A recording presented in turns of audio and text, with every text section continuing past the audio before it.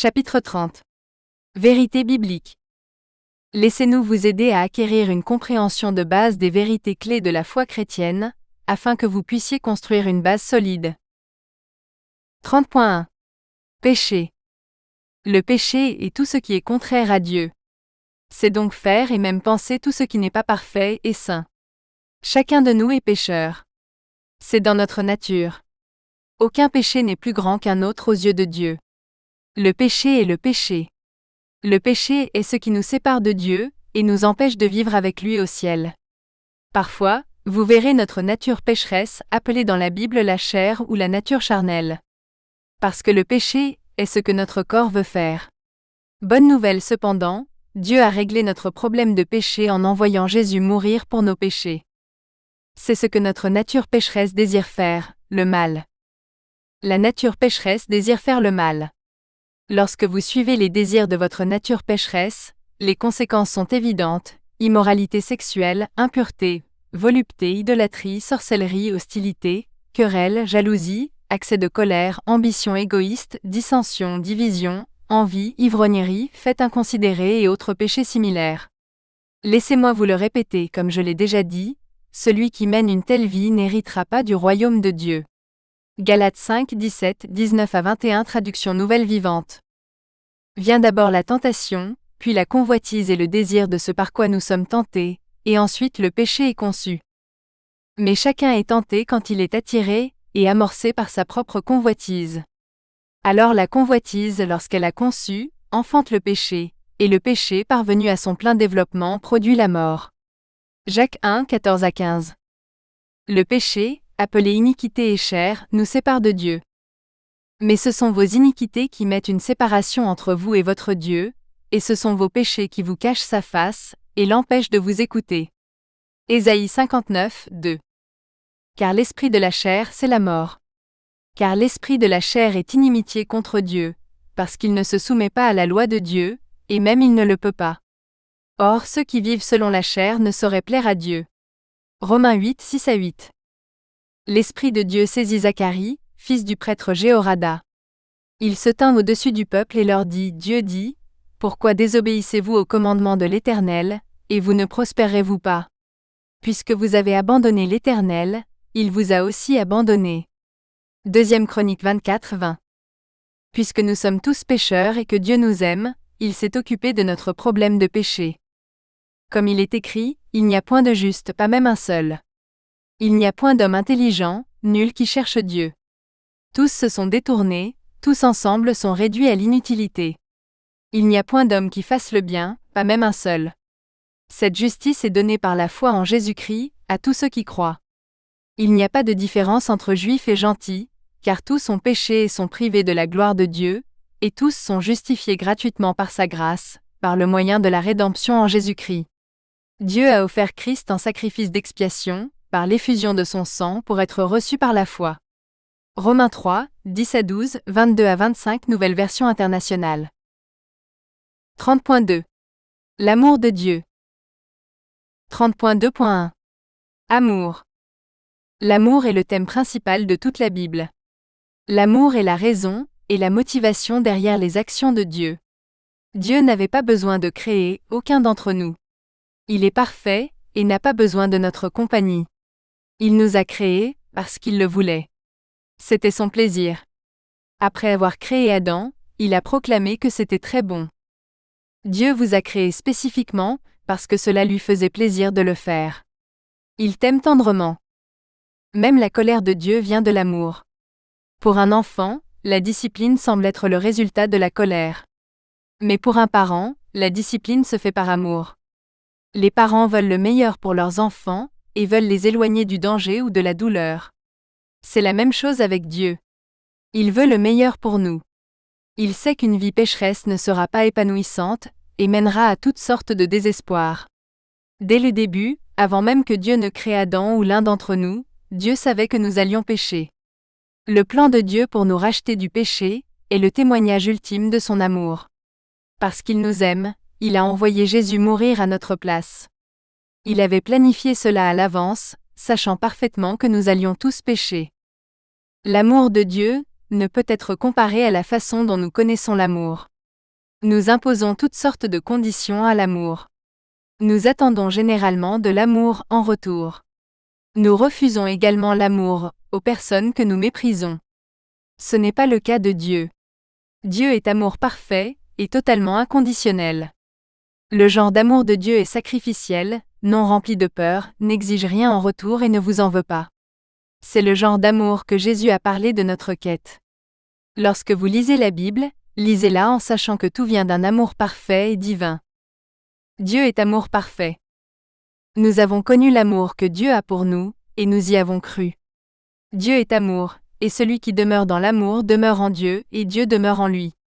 En cela, l'amour est parfait en nous, afin que nous ayons de l'assurance au jour du jugement, car tel il est, tel nous sommes aussi dans ce monde. Il n'y a pas de crainte dans l'amour. Mais l'amour parfait bannit la crainte, car la crainte entraîne un châtiment. Celui qui craint n'est pas parfait dans l'amour. Nous l'aimons, parce qu'il nous a aimés le premier. 1 Jean 4, 16 à 19. Dieu a démontré son amour pour vous, en envoyant Jésus mourir pour vos péchés, afin que vous puissiez avoir la vie éternelle. Dans ce verset, vous savez que le Fils unique de Dieu est Jésus. Car Dieu a tant aimé le monde qu'il a donné son Fils unique, afin que quiconque croit en lui ne périsse point, mais qu'il ait la vie éternelle. Jean 3, 16. Dieu a montré qu'il nous aime inconditionnellement, en envoyant Jésus-Christ mourir pour nous, alors que nous étions encore pécheurs. Dieu prouve son amour envers nous, en ce que lorsque nous étions encore des pécheurs, Christ est mort pour nous. Romains 5, 8. L'apôtre Paul partage la définition divine de l'amour dans ces versets. L'amour est patient et plein de bonté. L'amour n'envie point. L'amour ne se vante point, ne s'enfle point d'orgueil, ne fait rien de malhonnête, ne cherche point sa propre voie, ne s'irrite point, ne tient point compte du mal. Il ne se réjouit point de l'injustice, mais il se réjouit de la vérité. Il supporte tout, croit tout, espère tout et endure tout. Mais maintenant ces trois choses demeurent, la foi, l'espérance, l'amour. Le plus grand des trois, c'est l'amour. 1 Corinthiens 13, 4 à 7, 13. 30.2.2.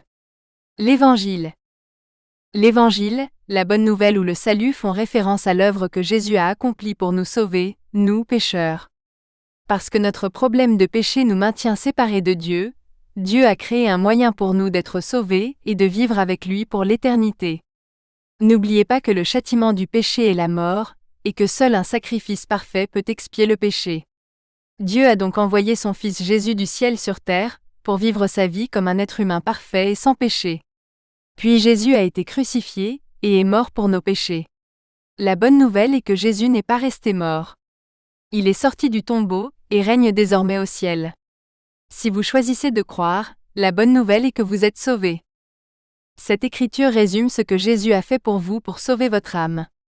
C'est l'une des écritures les plus citées de la Bible. Le Fils unique de Dieu est Jésus.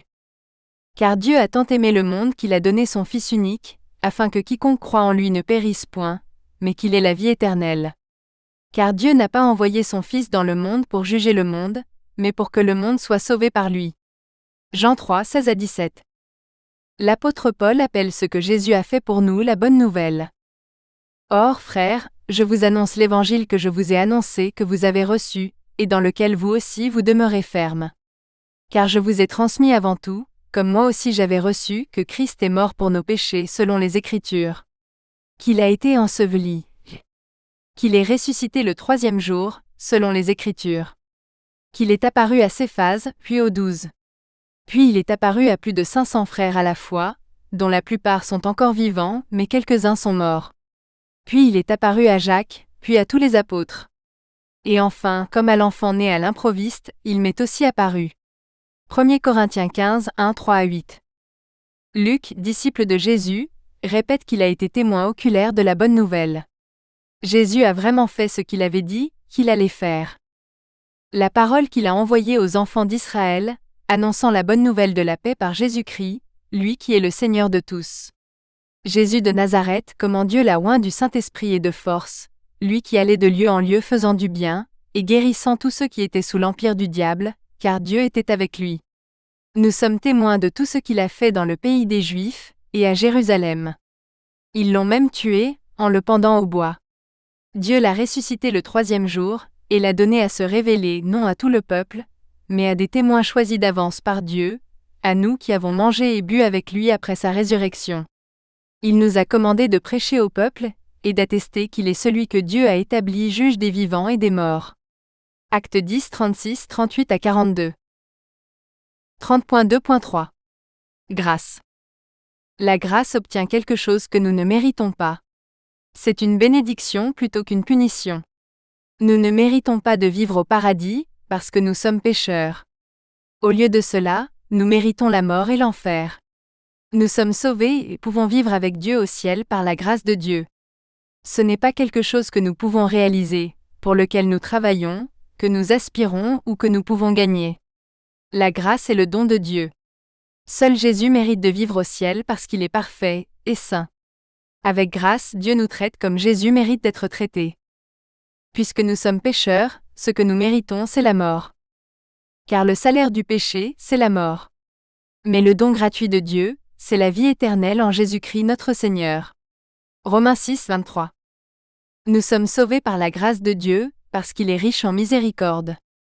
Mais Dieu, qui est riche en miséricorde, à cause du grand amour dont il nous a aimés, nous qui étions morts par nos offenses, nous a rendus à la vie avec Christ, c'est par grâce que vous êtes sauvés. Afin de montrer dans les siècles à venir l'infinie richesse de sa grâce par sa bonté envers nous, en Jésus-Christ. Car c'est par la grâce que vous êtes sauvés, par le moyen de la foi. Et cela ne vient pas de vous, c'est le don de Dieu. Ce n'est point par les œuvres, afin que personne ne se glorifie. Éphésiens 2, 4 à 5, 7 à 9. Dieu ne nous a pas sauvés parce que nous le méritons. Il nous a sauvés pour nous montrer sa grâce. Car Dieu nous a sauvés, et nous a appelés à une vie sainte. Il l'a fait non parce que nous le méritions, mais parce que tel était son plan dès les temps anciens, nous montrer sa grâce en Jésus-Christ. 2 Timothée 1, 9 traduction nouvelle vivante. Parce que nous sommes sauvés par grâce, nous avons un héritage de Dieu. Louange à Dieu le Père de notre Seigneur Jésus-Christ, qui nous a comblés de toutes sortes de bénédictions spirituelles dans les lieux célestes, parce que nous sommes unis à Christ. Nous louons donc Dieu pour la grâce glorieuse qu'il a répandue sur nous, qui appartenons à son Fils bien-aimé.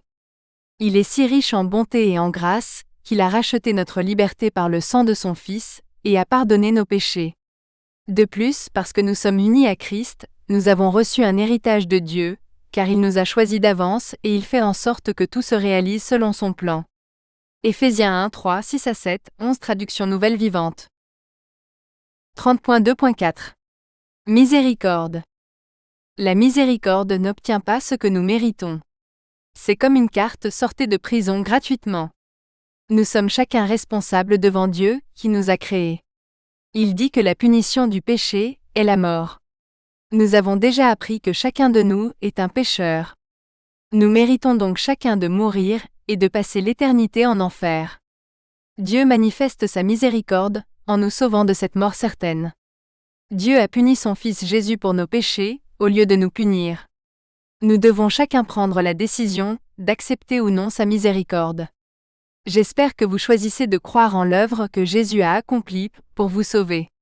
La miséricorde de Dieu est ce qui pardonne aux pécheurs. Puisque nous sommes pécheurs, notre punition est la mort, mais Dieu nous a sauvés. L'aiguillon de la mort, c'est le péché, et la puissance du péché, c'est la loi. Mais grâce soit rendue à Dieu, qui nous donne la victoire par notre Seigneur Jésus-Christ. 1 Corinthiens 15, 56 à 57. C'est grâce à la miséricorde de Dieu que nous sommes sauvés, et non grâce à ce que nous avons fait nous-mêmes.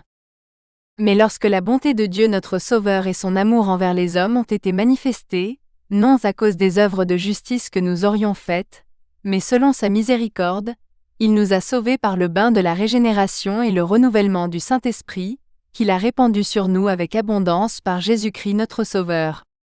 Tite 3, 4 à 6. Dieu fait preuve de miséricorde envers nous, les injustes, et nous pardonne. Que le méchant abandonne sa voie, et l'homme d'iniquité ses pensées. Qu'il revienne à l'Éternel, qui aura pitié de lui, à notre Dieu, car il ne se lasse pas de pardonner. Ésaïe 55, 7. 30.3. Acte de foi. 30.3.1. Se repentir. Se repentir signifie se détourner d'eux. Lorsque vous réalisez que vous avez fait quelque chose de mal, ou quelque chose qui a blessé une autre personne, et que vous décidez de ne plus agir de cette façon, c'est du repentir. Dans un sens plus large, la repentance consiste à se détourner de notre comportement pécheur et à se tourner vers Dieu. Beaucoup d'entre vous pensent peut-être que cela signifie que vous devez vous réparer et nettoyer le gâchis que vous avez fait dans votre vie avant de pouvoir suivre Dieu. Non. Dieu vous aime, et Jésus est déjà mort pour vous, alors que vous êtes encore pécheur. Dieu sait que nous ne pouvons pas atteindre ces saintes normes par nous-mêmes. Reconnaissez vos péchés devant Dieu, et dites-lui que vous êtes désolé et que vous voulez le suivre. Il sera fidèle, et vous aidera. Il vous suffit d'approcher Jésus, avec un cœur repentant. Jésus est venu nous appeler, nous pécheurs, à nous repentir.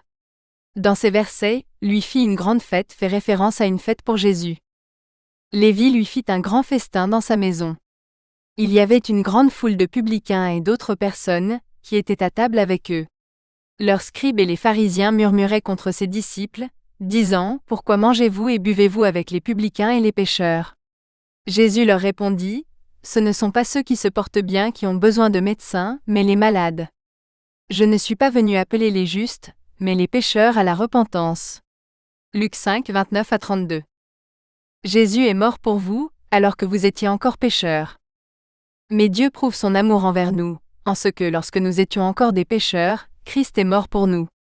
Romains 5, 8. C'est un psaume écrit par le roi David. La Bible nous dit qu'il avait un cœur comme Dieu, 1 Samuel 13, 14, Actes 13, 22. David nous dit à quoi ressemble un cœur repentant. Aie pitié de moi, ô Dieu, selon ta bonté. Selon la multitude de tes tendres compassions, efface mes transgressions. Lave-moi complètement de mon iniquité. Purifie-moi de mon péché. Car je connais mes transgressions. Mon péché est constamment devant moi. Contre toi et contre toi seul j'ai péché, j'ai fait ce qui est mal à tes yeux. Afin que tu sois justifié dans tes paroles, et justifié dans ton jugement. Crée en moi un cœur pur, ô Dieu. Renouvelle en moi un esprit bien disposé. Rends-moi la joie de ton salut. Soutiens-moi d'un esprit bien disposé. Les sacrifices de Dieu sont un esprit brisé. Ô Dieu, tu ne méprises pas un cœur brisé et contrit. Psaume 51, 1-4, 10, 12, 17. Dieu est fidèle pour achever l'œuvre qu'il a commencée en nous. Vous ne pouvez pas vous nettoyer, mais Dieu le peut. Je suis persuadé que celui qui a commencé en vous cette bonne œuvre, la rendra parfaite pour le jour de Jésus-Christ. Philippiens 1, 6. 30.3.2. Baptême d'eau. Le baptême est l'acte de s'immerger dans l'eau. C'est l'acte symbolique d'être purifié de vos péchés. Cela se fait généralement en étant lavé à l'eau, trempé dans l'eau ou arrosé d'eau. C'est pas un acte que vous devez accomplir pour être sauvé. Cela ne fait que démontrer et célébrer votre foi. Jésus a été baptisé pour démontrer son unité avec Dieu. Vous remarquerez dans les Écritures que Jésus n'a jamais baptisé personne. Si être sauvé exigeait cela, ne pensez-vous pas que c'est tout ce que Jésus aurait fait pendant son ministère ? Vous êtes sauvés par la grâce seule, et non par quoi que ce soit de ce que vous faites. Jésus nous dit que le baptême est destiné à ses disciples, Jésus s'approcha d'eux et leur parla ainsi, « Tout pouvoir m'a été donné au ciel et sur la terre. Allez, faites de toutes les nations des disciples, les baptisant au nom du Père, du Fils et du Saint-Esprit. » Matthieu 28, 18-19. Jésus a été baptisé par Jean-Baptiste, pour démontrer son unité avec Dieu. Nous apprenons également ici que le baptême est censé montrer que vous vous êtes repentis de vos péchés, et que vous vous êtes tournés vers Dieu pour être pardonnés. Ce messager était Jean-Baptiste. Il était dans le désert, et prêchait que les gens devaient être baptisés pour montrer qu'ils s'étaient repentis de leurs péchés, et se tourner vers Dieu pour être pardonnés. Jean annonça, « Quelqu'un viendra bientôt, plus grand que moi, tellement plus grand que je ne suis même pas digne de me baisser comme un esclave pour délier la courroie de ses sandales. Moi je te baptise d'eau, mais lui, il te baptisera du Saint-Esprit. » Un jour, Jésus vint de Nazareth en Galilée, et Jean le baptisa dans le Jourdain. En sortant de l'eau, Jésus vit le ciel se fendre et le Saint-Esprit descendre sur lui comme une colombe. Et une voix du ciel dit, « Tu es mon Fils bien-aimé et tu me combles de joie. » Marc 1, 4, 7-11 traduction nouvelle vivante. Pierre, disciple de Jésus, nous dit que le baptême est une réponse à Dieu après qu'il nous a pardonné nos péchés, car c'est à ce moment-là que nous avons une conscience pure. Et cette eau est une image du baptême, qui vous sauve maintenant, non pas en éliminant les impuretés de votre corps, mais en répondant à Dieu par une conscience pure. Son efficacité est due à la résurrection de Jésus-Christ. 1 Pierre 3, 21 Traduction nouvelle vivante. 30.3.3 Baptême du Saint-Esprit. C'est ce qui arrive une fois que vous êtes devenu croyant. Le Saint-Esprit vit en vous. L'Esprit de Dieu et de Jésus vit en vous. Le Saint-Esprit est une aide et vous donnera des compétences, appelées dons de l'Esprit, qui vous aideront à grandir et à faire progresser le royaume de Dieu sur terre. Il vous suffit de lui demander de vous révéler ses compétences, et il le fera. Dans ces versets, Jésus parle du baptême du Saint-Esprit. Jésus est celui qui leur a commandé. Le premier livre que j'ai écrit, Théophile, traite de tout ce que Jésus commença à faire et à enseigner. Étant réunis avec eux, il leur donna cet ordre, « Ne vous éloignez pas de Jérusalem, mais attendez ce que le Père a promis, ce que je vous ai annoncé. Jean a baptisé d'eau, mais vous, dans peu de jours, vous serez baptisés du Saint-Esprit. Vous recevrez une puissance, le Saint-Esprit survenant sur vous. Vous serez mes témoins à Jérusalem, dans toute la Judée, la Samarie, et jusqu'aux extrémités de la terre. » Actes 1, 4-5-8. Lorsque vous avez mis votre foi en Jésus, vous avez été scellés de son Saint-Esprit.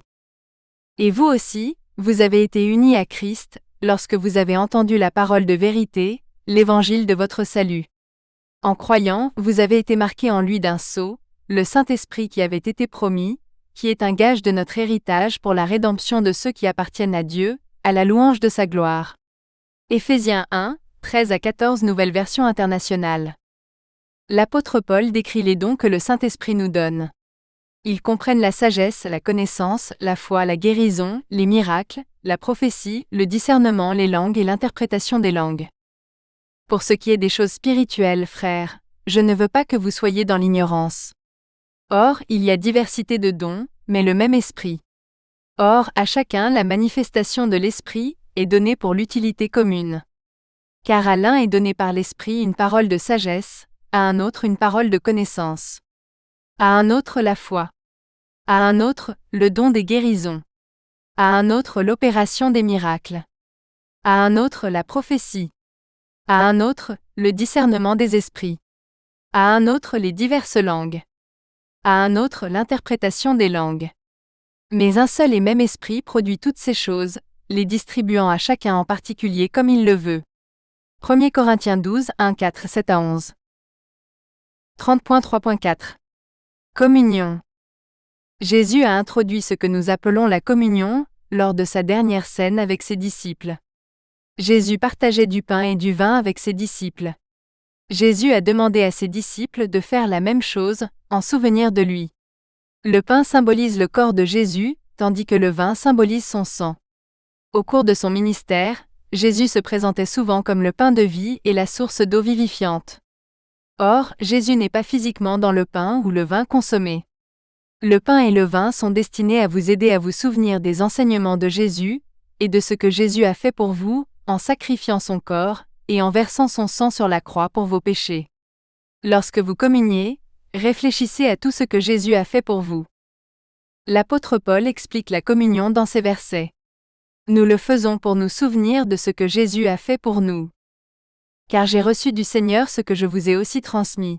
Le Seigneur Jésus, la nuit où il fut livré, prit du pain. Après avoir rendu grâce, il le rompit et dit, « Prenez, mangez. Ceci est mon corps, qui est rompu pour vous. Faites ceci en mémoire de moi. » De même, après le souper, il prit la coupe et dit, « Cette coupe est la nouvelle alliance en mon sang. Faites ceci, toutes les fois que vous en boirez en mémoire de moi. Car toutes les fois que vous mangez ce pain et que vous buvez cette coupe, vous annoncez la mort du Seigneur, jusqu'à ce qu'il vienne. » 1 Corinthiens 11, 23-26. Jésus se décrit comme le pain de vie. Jésus leur dit donc, en vérité, je vous le dis, ce n'est pas Moïse qui vous a donné le pain du ciel, mais mon Père vous donne le vrai pain du ciel. Car le pain de Dieu, c'est celui qui descend du ciel et qui donne la vie au monde.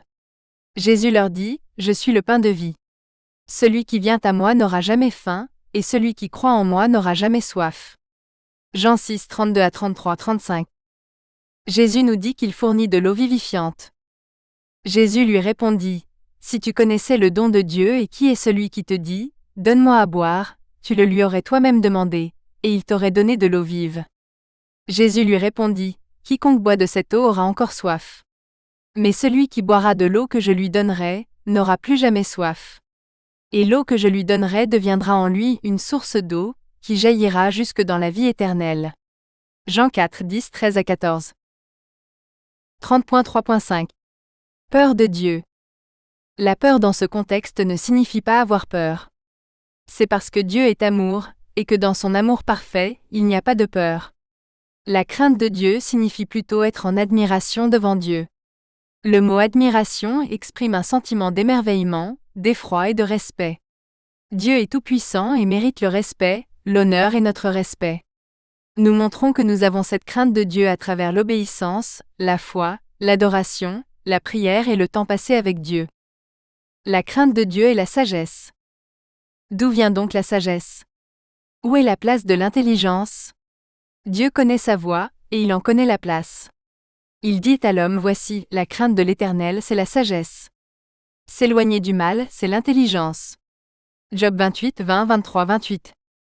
On nous dit d'adorer Dieu avec une crainte et une crainte sainte. Puisque nous recevons un royaume inébranlable, soyons reconnaissants, et plaisons à Dieu en l'adorant avec une sainte crainte et un profond respect. Hébreux 12, 28 traduction nouvelle vivante. Nous devons craindre Dieu. Que toute la terre craigne l'Éternel. Que tous les habitants du monde le craignent. Psaume 33, 8. Cette écriture, écrite par Moïse, nous dit comment nous montrons de la crainte pour Dieu. Nous le montrons en obéissant, en aimant et en servant Dieu. Et maintenant Israël, que demande de toi l'Éternel ton Dieu, sinon que tu craignes l'Éternel ton Dieu, que tu marches dans toutes ses voies, que tu l'aimes, et que tu le serves de tout ton cœur et de toute ton âme, en observant ses commandements et ses lois. Deutéronome 10, 12 à 13. 30.3.6. Les plus grands commandements. Au cours de son ministère, Jésus a réduit la loi et les 10 commandements aux plus grands commandements et à la règle d'or. Ce sont 2 commandes qui les résument toutes. Aimez Dieu, et aimez votre prochain. L'amour est la vérité clé ici. Si vous aimez Dieu, vous n'adorez rien d'autre. Si vous aimez votre prochain, c'est-à-dire n'importe quelle autre personne, vous ne ferez rien pour lui faire du mal ou lui faire du mal. Jésus nous dit quels sont les commandements les plus grands. Un des scribes lui demanda, quel est le plus grand de tous les commandements? Jésus répondit, le plus grand est, écoute, Israël, le Seigneur notre Dieu est le seul Seigneur, tu aimeras le Seigneur ton Dieu de tout ton cœur, de toute ton âme, de toute ta pensée et de toute ta force. C'est là le premier commandement. Voici le second, tu aimeras ton prochain comme toi-même. Il n'y a pas de commandement plus grand que cela. Marc 12, 28 à 31. Dans ce verset, Jésus nous dit de traiter les autres de la manière dont nous souhaitons être traités. C'est pourquoi tout ce que vous voulez que les hommes fassent pour vous, faites-le aussi pour eux. Car c'est là la loi et les prophètes. Matthieu 7, 12. L'amour est le principe principal. Et par-dessus tout, ayez les uns pour les autres de vifs sentiments d'amour, car l'amour couvre une multitude de péchés. 1 Pierre 4, 8. 30.3.7. Grande Commission. C'est une directive que tous les croyants ont, et elle sort directement de la bouche de Jésus. Nous devons partager notre foi avec les autres. Nous devons aider les autres à voir qui ils sont réellement, des enfants de Dieu, créés pour le ciel. Cela peut être une tâche ardue car nous craignons les conséquences du partage de notre foi, avec quelqu'un qui réagira de manière défavorable ou violente. N'oubliez pas que Jésus est avec vous. Il l'est toujours. Vous n'avez rien à craindre. C'est juste une excitation de la part de Satan, parce qu'il ne veut pas que vous aidiez qui que ce soit à connaître la vérité. Dieu vous aidera à parler aux autres, tout comme il a aidé Moïse à parler à Pharaon, et Paul à prêcher aux gentils. Dans ces versets, Jésus nous donne la grande commission. C'est Jésus qui parle. Il leur dit, allez par tout le monde, et prêchez la bonne nouvelle à toute la création. Après leur avoir parlé, le Seigneur fut enlevé au ciel et s'assit à la droite de Dieu. Ils partirent et prêchèrent partout. Le Seigneur travaillait avec eux, et confirmait la parole par les signes qui l'accompagnaient. Marc 16, 15, 19 à 20. Après que Jésus nous ait confié la grande commission, il a dit qu'il serait toujours avec nous. Jésus s'approcha d'eux et leur parla ainsi: Tout pouvoir m'a été donné au ciel et sur la terre. Allez, faites de toutes les nations des disciples, les baptisant au nom du Père, du Fils et du Saint-Esprit, et enseignez-leur à observer tout ce que je vous ai prescrit. Voici, je suis avec vous tous les jours, jusqu'à la fin du monde. Amen. Matthieu 28, 18 à 20. Nous devons prêcher l'Évangile quoi qu'il arrive. L'apôtre Paul nous dit que Dieu l'a soutenu, l'a fortifié et l'a même délivré alors qu'il était fidèle dans cette tâche. Réprimander et exhorter signifie que nous devons corriger, réprimander et encourager les autres. Prêche la parole, insiste en toute occasion, reprend, censure, exhorte avec toute patience et en instruisant. Car il viendra un temps où les hommes n'écouteront plus la saine doctrine. Mais ayant la démangeaison d'entendre des choses agréables, ils se donneront une foule de docteurs selon leur propre convoitise, détourneront l'oreille de la vérité et se tourneront vers les fables. Mais le Seigneur m'a assisté et m'a fortifié, afin que la parole soit pleinement proclamée par moi, et que toutes les nations l'entendent. C'est ainsi que j'ai été délivré de la gueule du lion. 2 Timothée 4, 2 à 4, 17.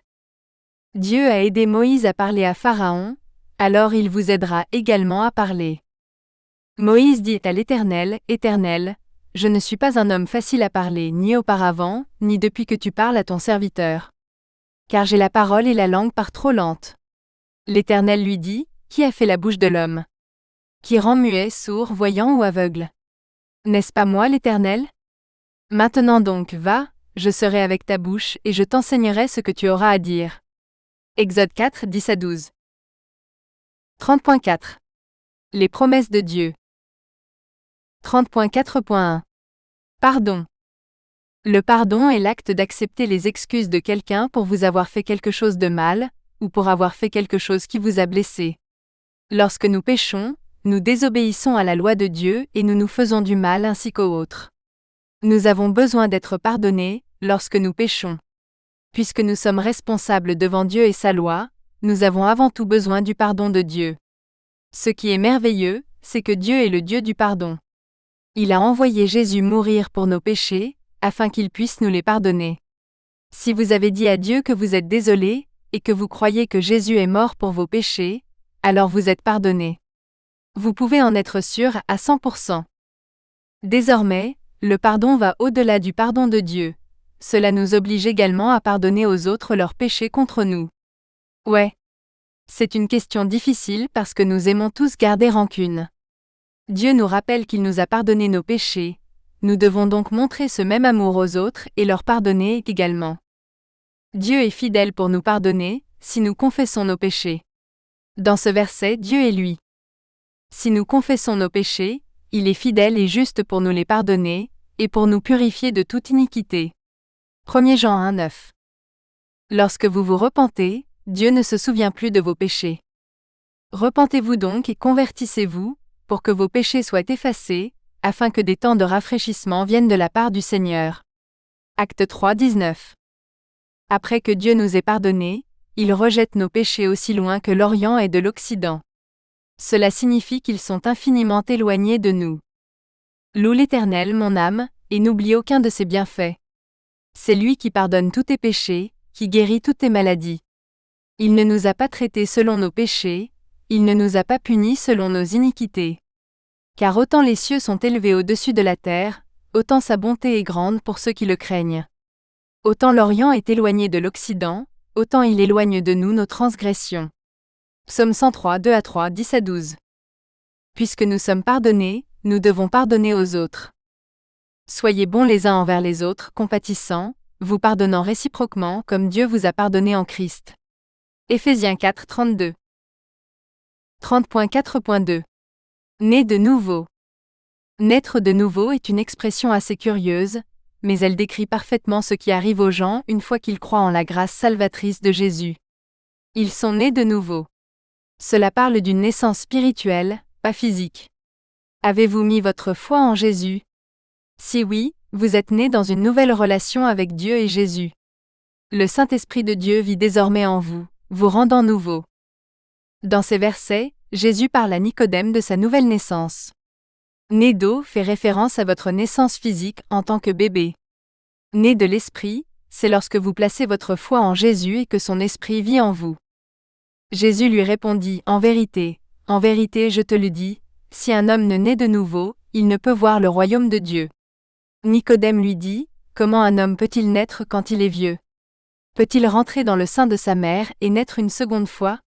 Jésus répondit, en vérité, je te le dis, si un homme ne naît d'eau et d'esprit, il ne peut entrer dans le royaume de Dieu.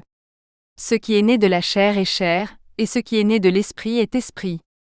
Jean 3, 3-6 Nouvelle version Roi Jacques. Lorsque nous acceptons Jésus dans notre vie, nous devenons une nouvelle création. Si quelqu'un est en Christ, il est une nouvelle créature. Les choses anciennes sont passées. Voici, toutes choses sont devenues nouvelles. 2 Corinthiens 5, 17. Lorsque nous sommes nés de nouveau, nous sommes censés mettre de côté ou enfermer notre ancien moi, et revêtir notre nouveau moi.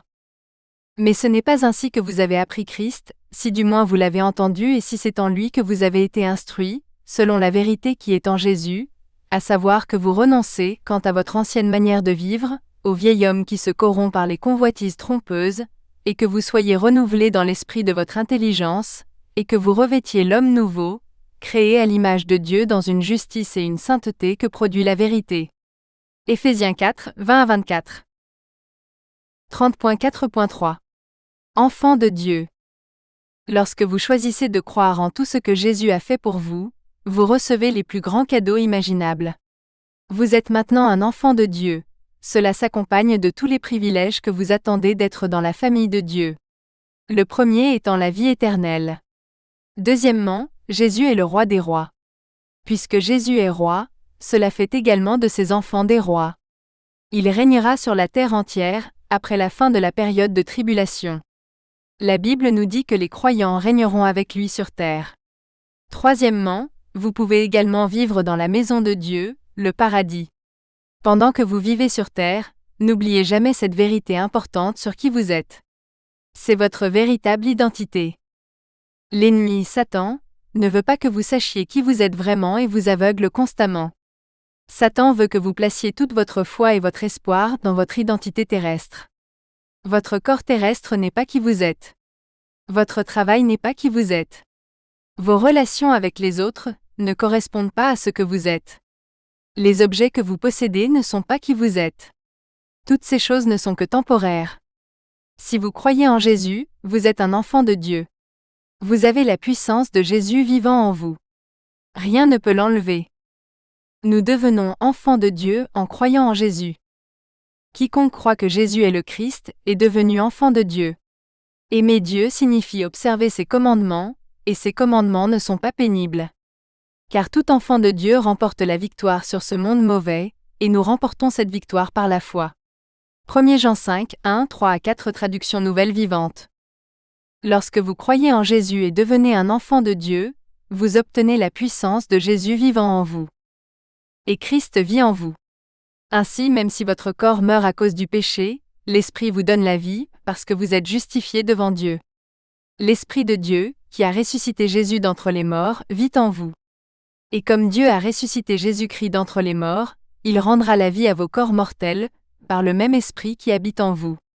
Romains 8, 10-11 Traduction nouvelle vivante. Les enfants de Dieu obtiennent la vie éternelle. Dans ce verset, sa grâce est la grâce de Dieu. Par sa grâce, il nous a déclarés justes et nous a donné l'assurance que nous hériterons la vie éternelle. Titre 3, cette traduction nouvelle vivante. Personne ne peut retirer la vie éternelle à un enfant de Dieu. C'est Jésus qui parle ici. Je leur donne la vie éternelle. Elles ne périront jamais, et personne ne les ravira de ma main. Mon Père qui me les a données est plus grand que tous. Personne ne peut les ravir de la main de mon Père. Jean 10, 28-29. Les enfants de Dieu sont héritiers par Jésus. Dans ces versets, l'Esprit de son Fils est le Saint-Esprit de Jésus. Mais lorsque les temps ont été accomplis, Dieu a envoyé son Fils, né d'une femme, né sous la loi, afin de racheter ceux qui étaient sous la loi, afin que nous recevions l'adoption. Et parce que vous êtes enfants, Dieu a envoyé dans vos cœurs l'Esprit de son Fils qui crie « Abba, Père ». Ainsi tu n'es plus esclave mais fils. Et si tu es fils, tu es aussi héritier de Dieu en Christ. Galates 4, 4-7. Dans ces Écritures, nous apprenons que les enfants de Dieu hériteront de la terre. Heureux les doux, car ils hériteront la terre. Matthieu 5, 5. Je vis un nouveau ciel et une nouvelle terre, car le premier ciel et la première terre avaient disparu. La mer n'était plus. Et j'entendis du ciel une forte voix qui disait, « Voici le tabernacle de Dieu avec les hommes. Il habitera avec eux, et ils seront son peuple. Dieu lui-même sera avec eux et leur Dieu. Dieu essuiera toute larme de leurs yeux. La mort ne sera plus ni deuil, ni cri, ni douleur, car les premières choses ont disparu. Celui qui vaincra héritera toutes choses. Je serai son Dieu et il sera mon fils. » Apocalypse 21, 1, 3-4, 7 nouvelle version Roi Jacques. 30.4.4 Prière exaucée. Une vérité clé tout au long de la Bible est que Dieu entend les prières et y répond. N'oubliez pas que la prière, c'est simplement parler à Dieu. Il vous entend si vous lui parlez silencieusement dans vos pensées, ou si vous parlez à voix haute. C'est l'une des façons dont vous pouvez être sûr que Dieu fera ce qu'il a promis. Parce que Dieu a été fidèle dans le passé, en répondant aux prières.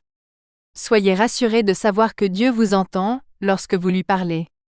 Même lorsque vous ne savez pas quoi dire, le Saint-Esprit prie pour vous en votre nom. Dieu entend nos prières. L'Éternel s'éloigne des méchants, mais il entend la prière des justes.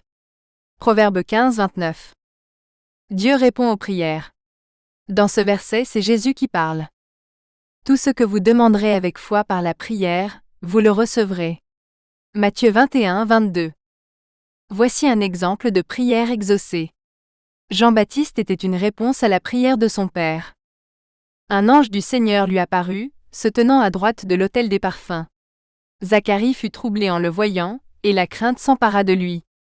Mais l'ange lui dit « Sois sans crainte, Zacharie, car ta demande a été exaucée. Ta femme Élisabeth t'enfantera un fils, et tu lui donneras le nom de Jean. » Luc 1, 11-13. Le Saint-Esprit de Dieu prie pour vous. Dans ces versets, intercède signifie prie. L'Esprit aussi nous vient en aide dans nos faiblesses, car nous ne savons pas prier comme il convient. Mais l'Esprit lui-même intercède pour nous par des soupirs inexprimables. Celui qui sonde les cœurs connaît les pensées de l'Esprit, parce qu'il intercède pour les saints selon Dieu. Romains 8, 26-27. 30.4.5 Conseil. L'une des promesses de Dieu contenues dans la Bible est sa promesse de vous conduire et de vous guider. Il ne vous abandonnera pas, et ne vous abandonnera pas. Dieu a le meilleur en tête pour vous. Il vous a créé de manière unique, et dans un but précis. Il dirigera vos pas tout au long de la vie, afin que vous puissiez atteindre votre objectif. Abandonnez votre volonté à la volonté de Dieu, tout comme Jésus l'a fait dans le jardin de Gethsémani, et ayez confiance qu'il guidera vos pas. Demandez à Dieu la sagesse et ayez confiance qu'il la fournira. Si quelqu'un d'entre vous manque de sagesse, qu'il la demande à Dieu, qui donne à tous simplement et sans reproche, et elle lui sera donnée. Mais qu'il la demande avec foi, sans douter. Car celui qui doute est semblable au flot de la mer, poussé par le vent et poussé de côté et d'autre. Jacques 1, 5-6. Confie-toi en Yahvé de tout ton cœur, et ne t'appuie pas sur ta sagesse. Reconnais-le dans toutes tes voies, et il aplanira tes sentiers. Proverbe 3, 5-6. Dieu ne vous abandonnera pas, ne renoncera pas, et ne se détournera pas de vous. Rappelez-vous que Yahvé est un autre nom pour Dieu. Car je connais les projets que j'ai formés sur vous, dit l'Éternel, projets de paix et non de malheur, afin de vous donner un avenir et de l'espérance. Jérémie 29, 11. Dieu a planifié votre chemin avant de vous créer. Les pas de l'homme sont affermis par l'Éternel. Il prend plaisir à sa voie. S'il trébuche, il ne tombera pas, car l'Éternel le soutient de sa main. Psaume 7, 23-24. Abandonnez-vous à la volonté de Dieu, tout comme Jésus l'a fait lorsqu'il a sacrifié sa vie pour vous. C'est Jésus qui parle ici. Père, si tu le voulais, éloigne de moi cette coupe. Toutefois, que ma volonté ne se fasse pas mais la tienne. Luc 22, 42. 30.4.6 Tous verront Dieu. Chacun d'entre nous verra Dieu face à face dans la chair. Ce jour-là, la seule chose qui comptera c'est votre relation avec Jésus. Certains prétendront l'ignorance et déclareront qu'ils ne savaient pas que Dieu existait. Eh bien, cela ne marchera pas, ce qui signifie que cela ne sera pas bien accueilli par Dieu. La Bible nous dit qu'aucun de nous n'aura d'excuses ce jour-là. Vous voyez, Dieu connaît chacun de nous depuis le début, Jérémie 1, 4-5. Il a écrit sa loi et son éternité dans chacun de nos cœurs, Ecclésiaste 3, 11. Et toute la création de Dieu sera témoin contre vous. Si vous avez mis votre foi en vous-même ou en des choses du monde comme l'argent, les biens ou les faux dieux, ce sera le jour le plus terrible pour vous. Parce que vous réaliserez instantanément à quel point vous aviez tort, et que vous avez gaspillé votre opportunité de bonheur éternel. Cependant, si vous avez mis votre foi en Jésus, alors ce sera un jour spectaculaire pour vous, alors que vous entrerez dans la présence de Dieu au ciel, et que vous vivrez littéralement heureux pour toujours. Job savait qu'il verrait Dieu dans sa propre chair. C'est Job qui parle ici. Mais moi, je sais que mon Rédempteur est vivant. Le dernier jour, il se lèvera sur la terre. Après que ma peau sera détruite, alors je verrai Dieu dans ma chair, et moi je le verrai à mes côtés. Mes yeux le verront, et non comme un étranger. Job 19, 25-27. Jean, disciple de Jésus, a reçu une glorieuse révélation de Jésus. Dans ces versets, il décrit que chaque personne verra Jésus à son retour. Que la grâce et la paix vous soient données de la part de Dieu qui est, qui était et qui vient, et de la part des 7 esprits qui sont devant son trône. Voici, il vient avec les nuées. Et tout œil le verra, même ceux qui l'ont percé. Toutes les tribus de la terre se lamenteront sur lui. Oui, Amen. Je suis l'Alpha et l'Oméga, dit le Seigneur Dieu, celui qui est, qui était et qui vient, le Tout-Puissant. Apocalypse 1, 4, 7-8. Dans ces versets, Jean décrit le jugement final de l'humanité. C'est quand tous les morts ressuscitent. Ils se tiennent devant le trône, qui est le trône de Dieu. Si vous êtes croyant, votre nom est dans le livre de vie. Jésus a payé pour toi. Toute personne qui n'a pas accepté Jésus comme son sauveur sera jugée selon ses œuvres. Vous devriez savoir maintenant que ce n'est pas bon. Vos œuvres doivent être parfaites pour que vous soyez sauvés, et elles ne le sont pas. Seul Jésus est parfait. Vous voyez donc dans ces versets que les incroyants sont jetés dans l'étang de feu. Je vis les morts, les grands et les petits, qui se tenaient devant le trône. Ils ouvrirent des livres. Un autre livre fut ouvert, celui de vie. Les morts furent jugés selon leurs œuvres, d'après ce qui était écrit dans ces livres. La mer rendit les morts qui étaient en elle, la mort et le séjour des morts rendirent les morts qui étaient en eux. Ils furent jugés chacun selon ses œuvres. Si quelqu'un n'était pas trouvé écrit dans le livre de vie, il était jeté dans l'étang de feu. Apocalypse 20, 12-13, 15. Lors de ce jugement final, personne n'aura d'excuse pour ne pas savoir que Dieu existe. La création elle-même déclare qu'il existe. Car la colère de Dieu se révèle du ciel, contre toute impiété et toute injustice des hommes qui retiennent injustement la vérité captive. Ce qu'on peut connaître de Dieu est manifesté pour eux, Dieu le leur ayant révélé. En effet, les perfections invisibles de Dieu, sa puissance éternelle et sa divinité, se voient comme à l'œil nu, depuis la création du monde, quand on les considère dans ses ouvrages. Ils sont donc inexcusables. Car connaissant Dieu, ils ne l'ont pas glorifié comme Dieu et ne lui ont pas rendu grâce. Mais ils se sont égarés dans leur raisonnement, et leur cœur insensé a été plongé dans les ténèbres. Romains 1, 18-21. 30.5. Lieu. 30.5.1. Paradis. Le paradis est l'endroit où Dieu vit. Le paradis n'est pas un simple état d'être. Le ciel éternel sera la nouvelle terre que Dieu créera, après le règne millénaire de Jésus sur terre. Dieu fera sa demeure avec nous sur cette nouvelle terre. La Bible décrit la Nouvelle Jérusalem, une ville sur la nouvelle terre, comme un lieu physique. La ville est énorme, 1400 milles de largeur, 1400 milles de hauteur et 1400 milles de longueur. Seules les personnes parfaites et saintes peuvent vivre au ciel avec Dieu. Puisqu'aucun d'entre nous ne l'est, nous devons mettre notre foi en Jésus pour y entrer. Jésus est le gardien du ciel, pas Saint-Pierre ni vous-même. Le ciel a aussi un endroit créé par Jésus, juste pour vous. C'est vrai, il a créé des endroits où chacun de nous peut vivre au ciel depuis qu'il est ressuscité et est retourné au ciel. L'un des mensonges préférés de Satan est que le paradis va être ennuyeux. C'est parce que Satan ne veut pas que vous vouliez y vivre. Il doit donc vous mentir à ce sujet. Ce sera exactement le contraire d'ennuyeux. Pensez-y une minute. Le Créateur de l'univers y habite. Si vous appréciez toutes les choses merveilleuses qu'il a créées pour nous sur terre, vous serez époustouflés par les choses glorieuses qu'il a créées pour nous au ciel. La terre n'est pas ennuyeuse, alors pourquoi le paradis serait-il ennuyeux? Je pense que c'est l'un des mensonges les plus stupides de Satan, car cela n'a aucun sens si on y réfléchit. Nous savons que le ciel a une ville, Apocalypse 21, et nous connaissons les activités qui se déroulent dans les villes de la terre. Nous savons également que le ciel a un endroit créé juste pour chacun de nous, Jean 14, 2-3. De la nourriture, Apocalypse 22, 2. Des animaux, Ésaïe 65, 25. Et une célébration de mariage, Apocalypse 19, 6-9. Nous savons également que nous pouvons gagner des couronnes, Apocalypse 3, 11. Et des trésors, Matthieu 6, 19-21 au ciel.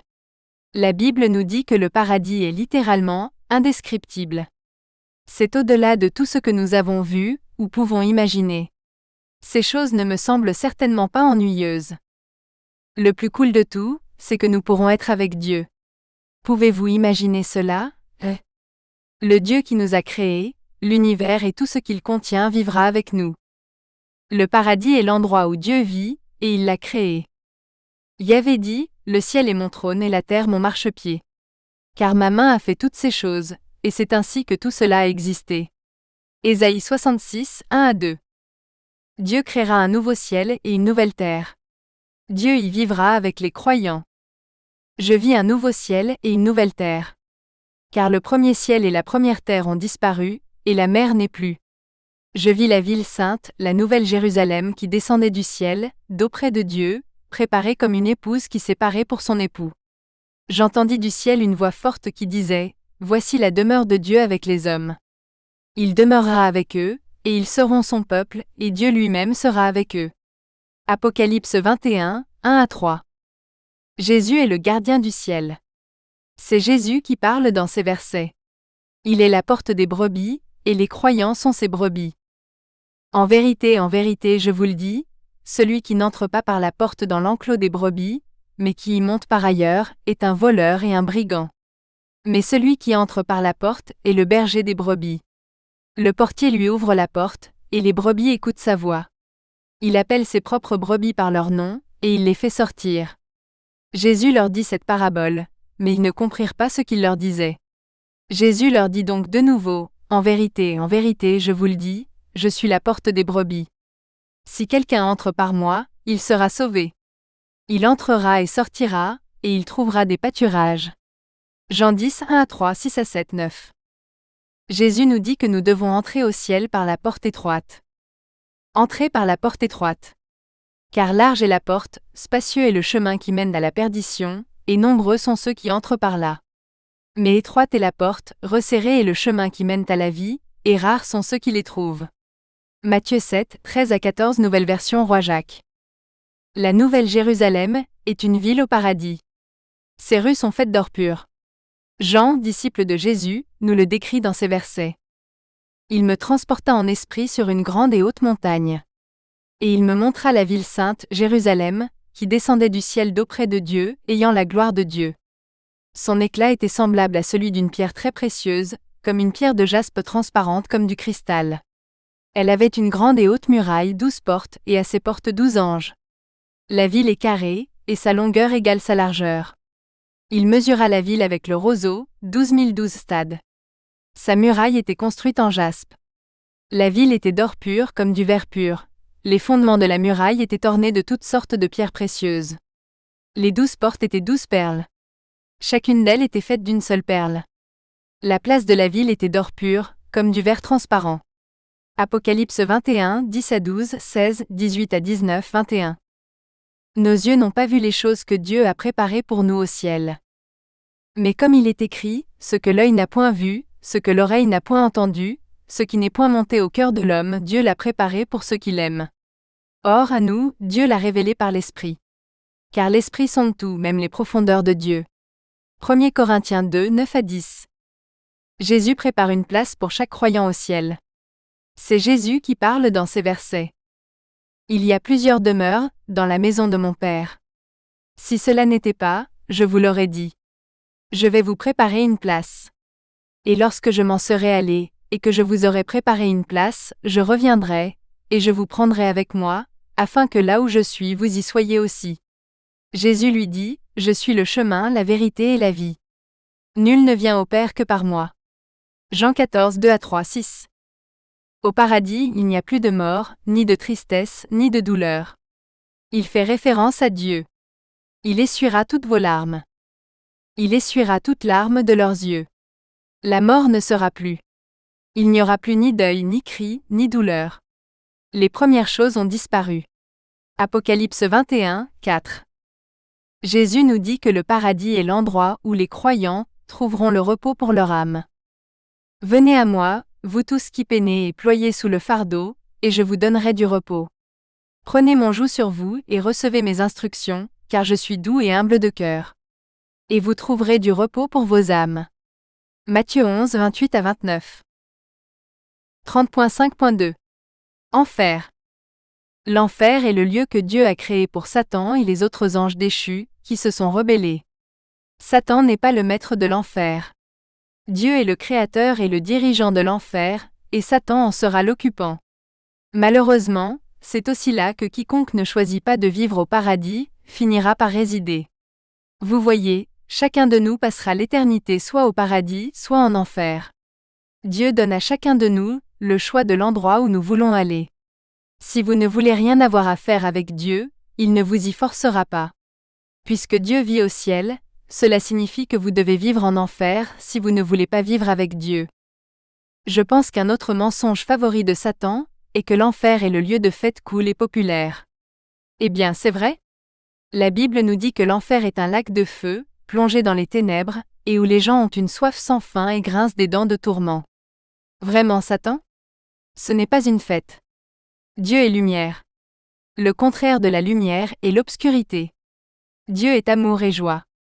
Le contraire est le tourment. L'enfer est l'absence et le contraire de Dieu. Rappelez-vous que Jésus est descendu du ciel, a été torturé, et est mort pour vous en sauver.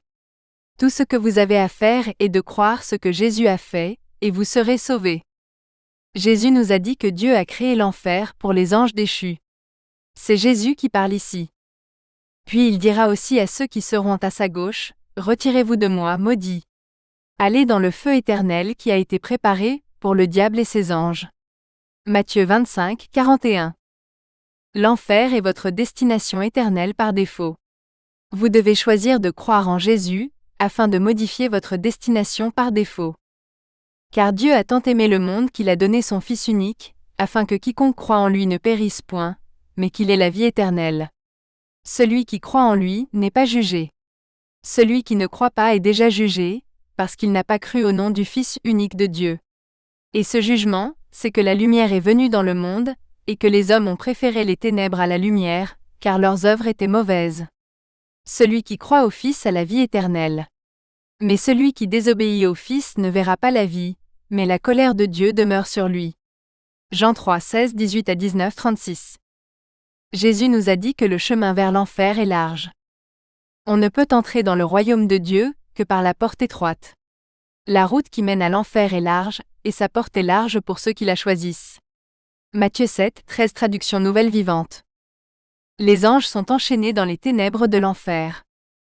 Car si Dieu n'a pas épargné les anges qui ont péché, mais les a précipités dans les abîmes de ténèbres, il les a livrés aux chaînes de l'abîme. 2 Pierre 2, 4 nouvelle version Roi Jacques. L'enfer est un lac de feu et de soufre, où les tourments se produisent jour et nuit pour toujours. Le diable est Satan et la bête est l'Antéchrist. Le diable qui les avait séduits fut jeté dans l'étang de feu et de soufre, où se trouvent aussi la bête et le faux prophète. Ils seront tourmentés jour et nuit, au siècle des siècles. Apocalypse 20, 10. Dans cette parabole, Jésus nous dit que l'enfer est un lieu d'angoisse. Dans l'Hadès, alors qu'il était en proie au tourment, il leva les yeux et vit de loin Abraham et Lazare dans son sein. Il s'écria, « Père Abraham, aie pitié de moi, et envoie Lazare afin qu'il trempe le bout de son doigt dans l'eau et me rafraîchisse la langue. Car je suis en proie à l'angoisse dans cette flamme. » Luc 16, 23-24. Jésus dit que l'enfer est un feu qui ne s'éteint jamais. Si ta main te fait tomber dans le péché, coupe-la.